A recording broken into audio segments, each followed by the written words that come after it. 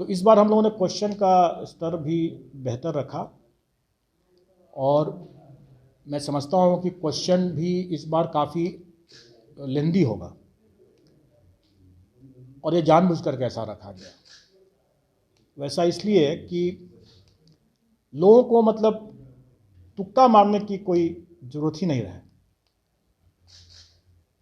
अभी मैं देख रहा था जब हम लोग नेगेटिव मार्किंग जब हम लोग ने इंट्रोड्यूस किया तो उसका देखने लगा कि कई लोग अब तुक्का कैसे लगाया जाए इसके बारे में बड़े बड़े ज्ञान और विज्ञान की बात करने लगे लोग। तो अब अगर 150 क्वेश्चन है, अगर आपको आता है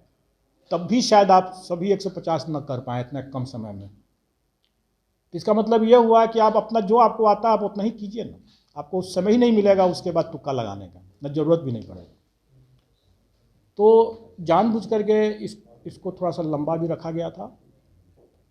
और नेगेटिव मार्किंग का था एक डर था लोगों को, ताकि कम से कम तुक्का लगे और सही मेरिट का इसमें आकलन हो सके। दूसरा जो हम लोगों ने जो अपने 67th के पीटी पुनर्परीक्षा से जो अनुभव लिया उसमें एक परिवर्तन किया इस बार। मैंने पहले भी कहा था कि अगर हम ये मान के चलें कि चोरी नहीं होगा, कदाचार नहीं होगा और जैसे पिछले बार सक्सेसफुल रहा तो इस बार भी हो जाएगा, तो कोई ज़रूरी नहीं है, हो सकता है कि उसका भी काट निकाल ले लोग, इसलिए परिवर्तन हमेशा होते रहना है।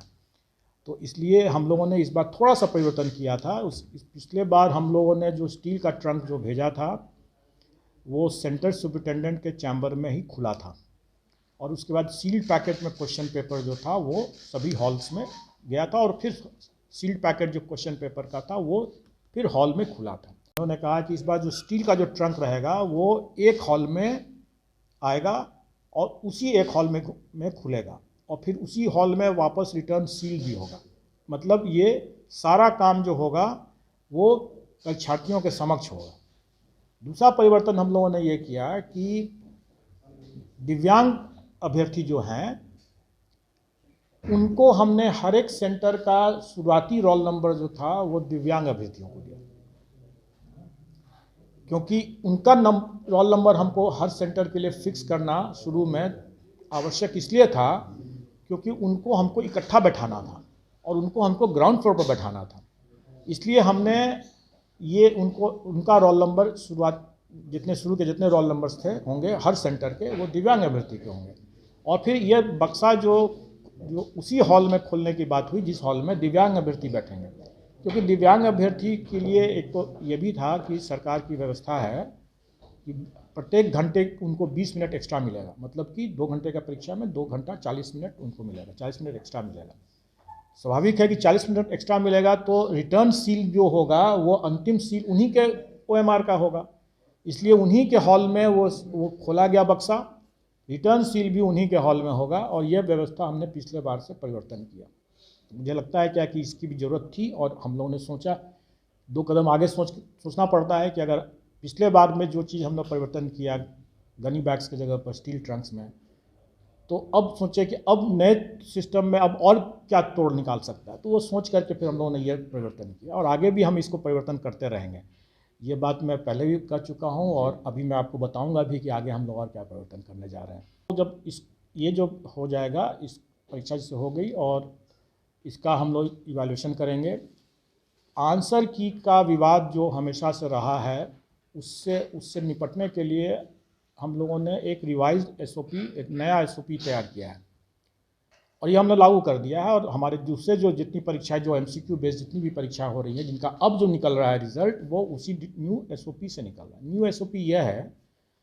अभी तक क्या होता था कि हम एक बार अपना प्रोविजनल आंसर की निकालते थे, उसके बाद उस पर हम आपत्ति आमंत्रित करते थे, आपत्ति आए उसका निराकरण किए एक्सपर्ट्स लोग और जो फाइनल आंसर की हुआ वो फाइनल रिजल्ट के साथ साथ फाइनल आंसर की आ गया, निकल गया, प्रकाशित हो गया। तो इसमें क्या कठिनाई ये होती थी कि फाइनल आंसर की में जो परिवर्तन हुआ, प्रोविजनल आंसर की में जो परिवर्तन हुआ फाइनल आंसर की में, तो इसमें रिजल्ट चूँकि निकल गया है तो इस पर अगर इस फाइनल आंसर की पर अगर किसी को कोई आपत्ति फिर से हो गई, क्योंकि हमने तो चेंज किया प्रोविजनल आंसर की को, वो चेंज सही किया, एक्सपर्ट्स ने किया सही किया, लेकिन आपत्ति तो आ ही सकती है ना उसके बाद। तो इस आपत्ति का हम लोगों ने मौका नहीं दिया लोगों को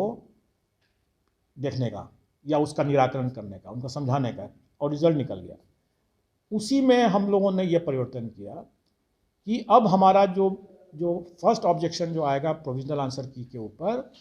तो उस पर हम जो फाइनल आंसर की बनाएंगे उसको भी हम 3 दिन तक पब्लिक डोमेन में रखेंगे। और उसमें भी अगर किसी को कोई आपत्ति अगर आता है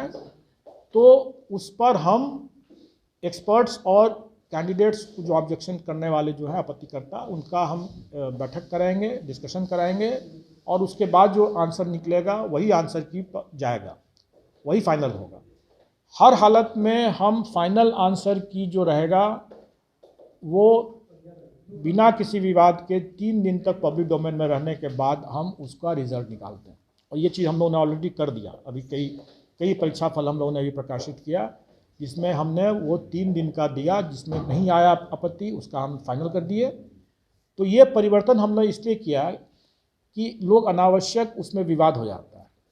और कुछ नहीं है। मैं ये भी कहूँगा कि जो 67 पीटी पुनर्परीक्षा जो हुई, जिसके आंसर की के लेकर अनावश्यक विवाद है, अनावश्यक है इसलिए मैं कहूँगा क्योंकि इसका समाधान तो हम लोगों ने कर दिया था